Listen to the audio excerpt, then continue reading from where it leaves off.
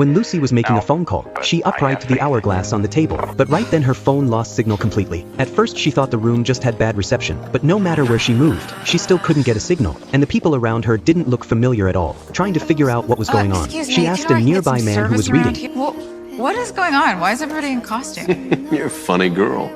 We're making a major motion picture. His Merry Wife. His answer left her stunned, because the movie he mentioned was one she knew very well, and the man in front of her was the lead actor from that movie. But that movie was released in 1947. That's when Lucy realized she might have traveled back in time. She grabbed the film's production sheet and rushed to the library. Okay, Lucille Hargrove, this is not what it looks like. There's a perfectly rational explanation for everything looking like the 1940s. What is happening? She couldn't accept what had just happened, telling herself it must have been a hallucination. But then something strange happened. After counting to 3, she actually returned to the 21st century, seeing the familiar tour guide. Lucy asked about what had just happened. Did you see it?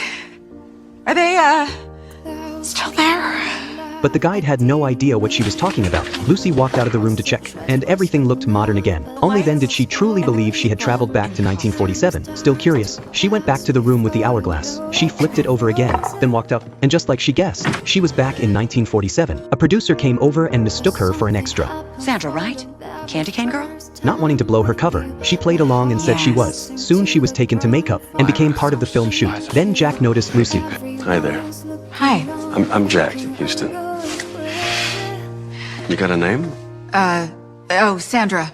Jack tried to ask her out to dinner, but before he could finish... Oh, I've been here too long. Do you have somewhere that you need to be? You can say that. Lucy immediately tried to leave, but unaware of her plan, stopped her. Don't they need you for the next scene? Nah, we're filming the final scene of the movie. Well, last time I checked, you were in that. That's news to me. What do you mean? Whoa, watch your head.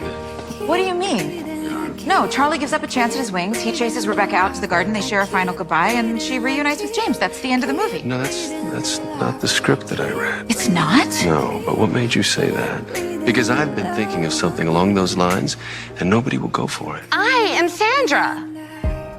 While Jack was distracted, Lucy slipped away, and when the hourglass ran out, she returned to the present. Where did you come from? I can explain.